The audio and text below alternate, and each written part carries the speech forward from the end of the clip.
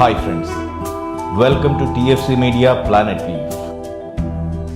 ఒక పందెం చరిత్ర చూడని మహాసంగ్రామానికి నాంది అయింది.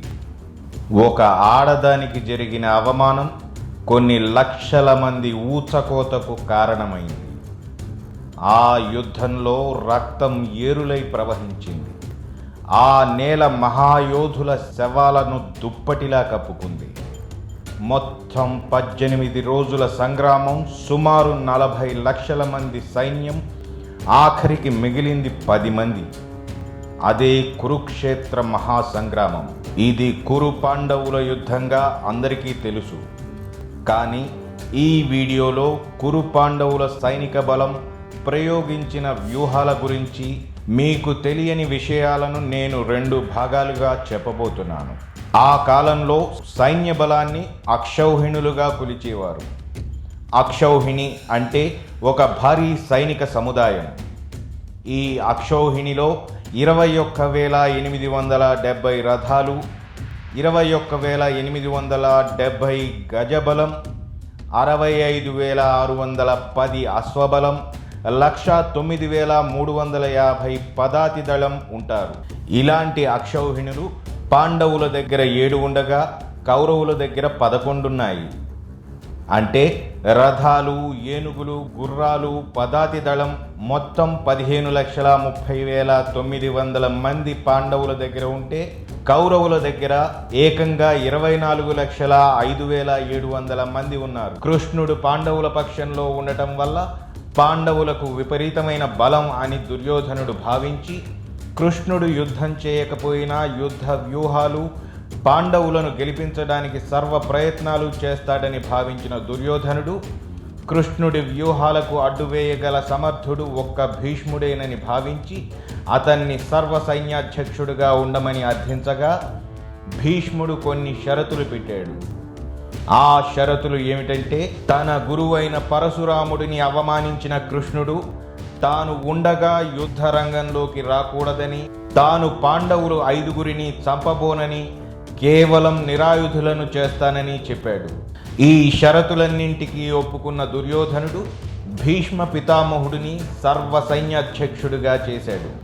ఈ యుద్ధంలో మొదటి రోజు నుంచి ఆఖరి రోజు వరకు ఇరు పక్షాల వారు వేసిన వ్యూహాలే ఎక్కువగా కనపడతాయి.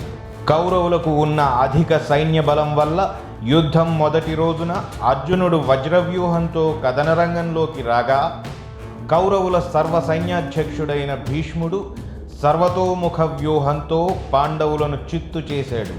మొదటి రోజు భీష్ముడి విజృంభణకు పాండవుల సైన్యం కకావికలమైపోయింది.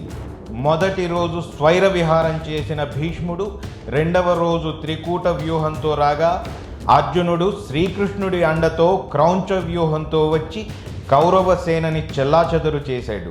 ఆనాడు అర్జున, భీమ, అభిమన్యుల ధాటికి భీష్మ, ద్రోణులు సైతం నిలవలేకపోయారు.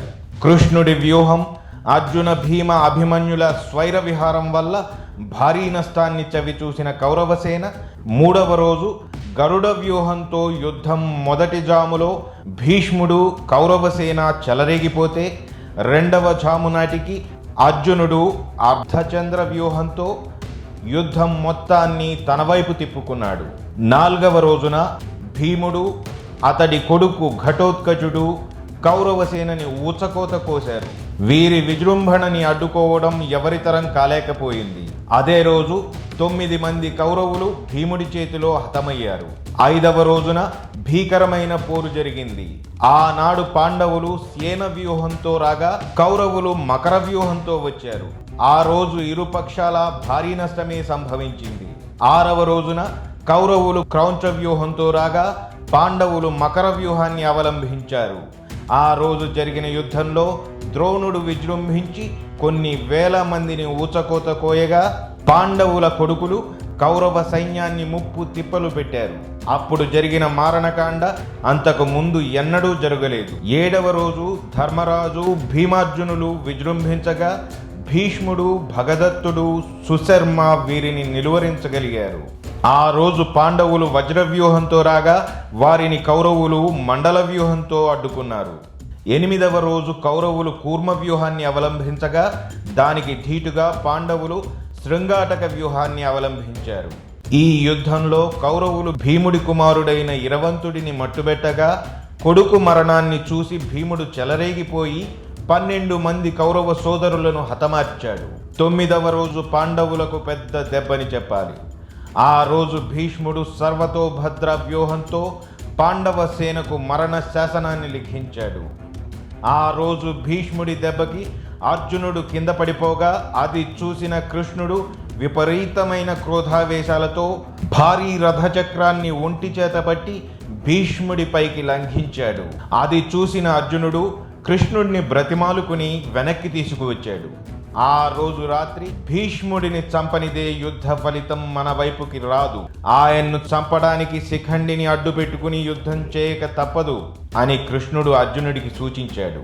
సో ఇవి ఫ్రెండ్స్, మొత్తం 18 రోజుల కురుక్షేత్ర యుద్ధంలో 9 రోజుల పాటు జరిగిన స్థితిగతులు, అవలంబించిన వ్యూహాలు, మిగిలిన 9 రోజుల యుద్ధంలో జరిగిన అనూహ్య పరిణామాల గురించి 2వ భాగంతో మళ్ళీ మీ ముందుకు వస్తాను. మరి ఆ వీడియో మిస్ కాకుండా ఉండాలంటే మా ఛానల్ని సబ్స్క్రైబ్ చేసుకోవడం మాత్రం మర్చిపోకండి.